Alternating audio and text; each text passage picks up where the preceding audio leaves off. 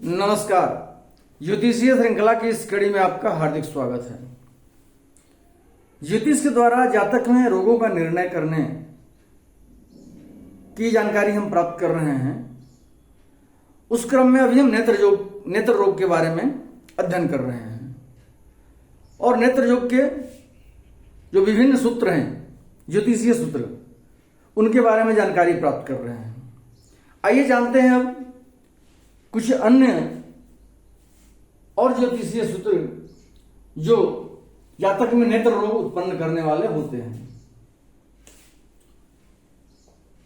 यदि सूर्य और चंद्रमा एक साथ होकर कर्क राशिगत अथवा सिंह राशिगत हो और उन पर मंगल तथा शनि की दृष्टि हो तो जातक नेत्र ज्योति विहीन होता है। परंतु यदि शुभ ग्रह और पाप ग्रह की भी दृष्टि हो तो नेत्र ज्योति में कमी होती है तथा जातक के नेत्र से सर्वदा जल गिरते रहता है। सूर्य और चंद्रमा या तो कर्क राशि में स्थित हो या सिंह राशि में स्थित हो। किस लग्न की कुंडली है इससे कोई मतलब नहीं है। सूर्य और चंद्रमा की स्थिति कर्क राशि में या सिंह राशि में स्थिति होनी चाहिए और सूर्य और चंद्रमा पर मंगल और शनि की दृष्टि, दोनों की दृष्टि पड़नी चाहिए। इस स्थिति में जातक नेत्र विहीन होता है, उसके नेत्र की ज्योति चली जाती है। परंतु यदि कर्कस्थ अथवा सिंहस्थ सूर्य और चंद्रमा पर पाप ग्रह की भी दृष्टि पड़ रही हो और शुभ ग्रह की भी दृष्टि पड़ रही हो तो जातक की नेत्र ज्योति में कमी होती है, पूरी ज्योति खत्म नहीं होती है और जातक के नेत्रों से या आंखों से हमेशा जल गिरते रहता है। अगला पॉइंट है, चंद्रमा यदि मंगल के साथ होकर अष्टम स्थान में हो और जातक का जन्म दिन के समय में हुआ हो तो जातक काना होता है। चंद्रमा मंगल के साथ स्थित होकर कुंडली में अष्टम भाव में बैठा हो, जातक का जन्म दिन में हुआ हो तो वैसा जातक काना होता है, मतलब एक आंख उसकी खराब रहती है। अगला है, यदि लग्न स्थित चंद्रमा अथवा मंगल को बृहस्पति अथवा शुक्र देखता हो तो जातक काना होता है। लग्न में या तो चंद्रमा बैठा हो या मंगल बैठा हो, दो में से कोई एक बैठा हो और लग्न से चंद्रमा या मंगल को बृहस्पति देख रहा हो अथवा शुक्र देख रहा हो, उस स्थिति में जातक काना होता है। अगला पॉइंट है, यदि सप्तम भाव में मंगल हो और उसकी दृष्टि सिंह राशिगत चंद्रमा पर पड़ती हो तथा नौमेष, मेष में, सिंह, वृश्चिक अथवा मकर राशि में स्थित हो तो जातक काना होता है। पहला कंडीशन है कि मंगल सप्तम भाव में स्थित हो और उसकी दृष्टि कहां पड़ रही हो, सिंह राशिगत चंद्रमा पर पड़ रही हो।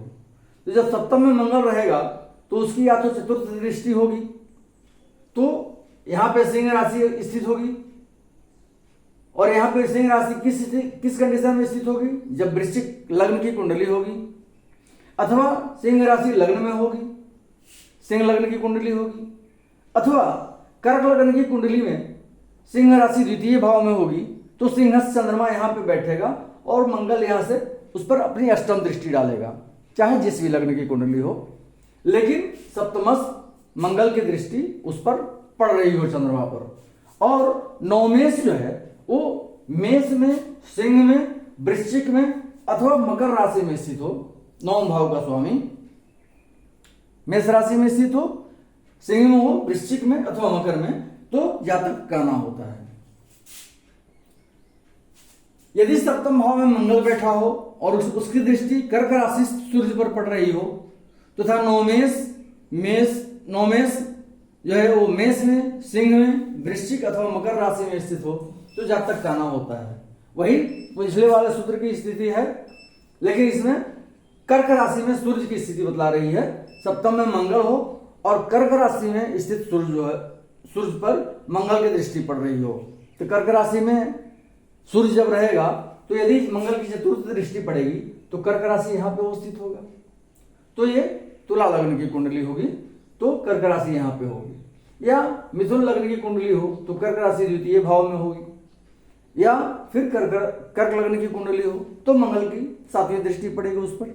और इस प्रकार से कर्कस्थ सूर्य, कर्क राशि में स्थित सूर्य पर सप्तमस्थ मंगल की दृष्टि पड़ रही हो और नवमेश जो है मेष राशि में, सिंह राशि में, वृश्चिक राशि में अथवा मकर राशि में स्थित हो तो जातक काना होता है, एक नेत्र उसका खराब होता है।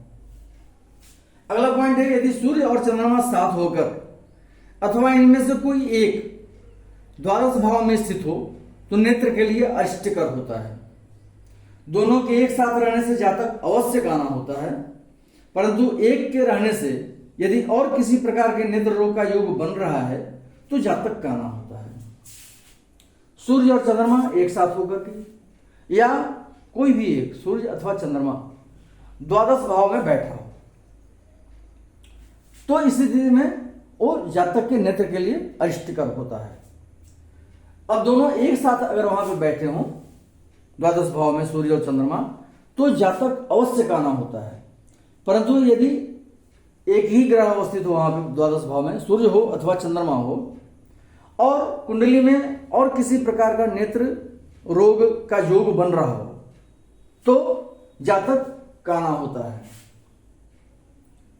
अगला पॉइंट है यदि सिंह लग्न हो और उसमें सूर्य बैठा हो तथा शनि एवं मंगल से दृष्ट हो तो जातक दाहिनी आंख का काना होता है। सिंह लग्न में सूर्य बैठा हो, सिंह लग्न की कुंडली हो, लग्न में बैठा हो सूर्य और उस पर शनि तथा मंगल दोनों की दृष्टि पड़ रही हो तो ऐसा जातक दाहिनी आंख का काना होता है, उसकी दाहिनी आंख खराब हो जाती है। अगले वीडियो में हम नेत्र रोग से संबंधित कुछ अन्य ज्योतिषीय सूत्रों को लेकर उपस्थित होंगे। नमस्कार।